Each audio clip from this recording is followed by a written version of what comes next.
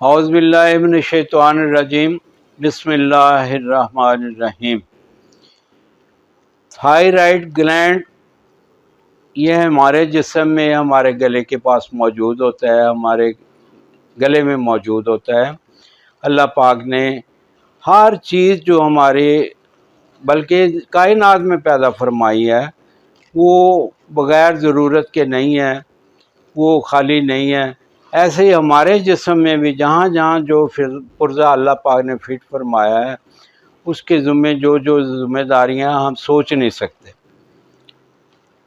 ہم نے کبھی سوچا نہیں۔ اگر آپ اپنے جسم پہ تھوڑا سا غور کرنا شروع کریں کہ کیسے اللہ پاک نے یہ ہمارا اسٹرکچر بنایا ہے، کتنا خوبصورت ہے اور کتنا عالی شان ہے۔ اللہ پاک قسمیں اٹھا کے فرماتے ہیں کہ فی احسن تقویم، جس کو میں نے بہت آسان بنایا ہے۔ کبھی اکیلے بیٹھ کے اپنے جسم کے بارے میں غور کیا کریں، سر کے بالوں سے لے کے پاؤں کی انگوٹھوں تک آپ ایک ایک پرزے پہ غور کریں، دیکھیں، اور پھر انشاءاللہ پھر آپ کے منہ سے بھی آپ کے دل سے بھی الحمدللہ نکلے گا، اللہ کا شکر نکلے گا، جو اللہ کو بہت پسند ہے۔ تو تھائرائیڈ گلینڈ بھی ایسے ہی ہمارے جسم کا ایک پرزہ ہے جس کی ذمہ داریاں بہت ساری ہیں۔ یہ اگر خراب ہو جاتا ہے، یہ اگر فاسٹ ہو جاتا ہے تو آپ کا جسم سوکھنا شروع ہو جاتا ہے۔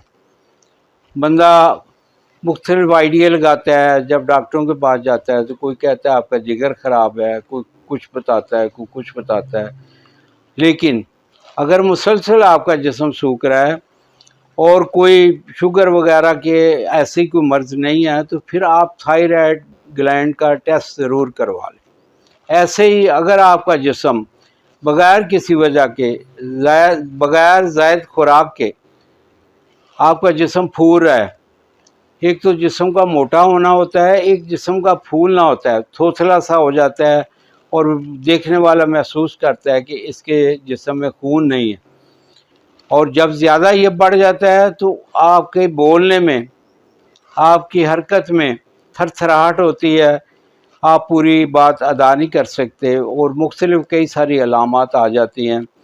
پہلی نظر میں بندہ محسوس کرتا ہے کہ اس کا جگر خراب ہو گیا، جگر کی وجہ سے ہے، حالانکہ ایسا نہیں ہوتا ہے، یہ بھی تھائرائیڈ گلینڈ کی وجہ سے ہے۔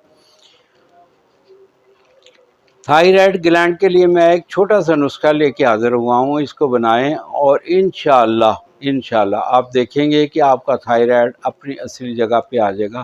لیکن ایسا کبھی نہ کیجئے کہ آپ اگر دوائی کھا رہے ہیں تھائرائیڈ کی، اس کو فوراً بند نہ کریں، کیونکہ دیسی دوائی فوری ایکشن نہیں دیتی۔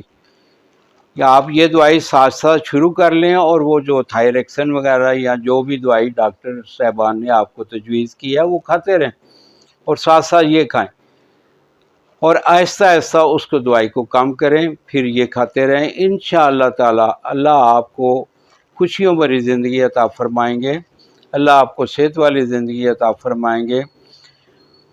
آپ میرے لیے دعا فرمائیں، میں آپ کے لیے دعا گو ہوں۔ یہ نسخہ آپ سکرین پہ نوٹ کر لیں، معمولی سا نسخہ ہے۔ دھنیا کشنیز بھی کہتے ہیں اس کو، 300 گرام میتھی، 300 گرام میتھی دانہ نہیں، میتھی، اور آملہ خشک 300 گرام۔ آملے کی گٹھلیاں جو ہیں وہ اچھی طرح صاف کر لیں، مٹی وغیرہ سے یہ ساری چیزیں پاک کر کے ان کو باریک کر کے رکھیں۔ اس میں سے ایک چھوٹی چمچ چائے والی صبح اور شام پانی کے ساتھ کھائیں، اور کوشش کریں چکنائی والی چیزیں، چاول وغیرہ یا یہ زیادہ گوشت وغیرہ کا استعمال نہ کریں۔ اللہ آپ کو خوشیاں عطا فرمائے اور خوشیاں تقسیم کرنے والا بنائے۔ آمین ثم آمین یا رب العالمین۔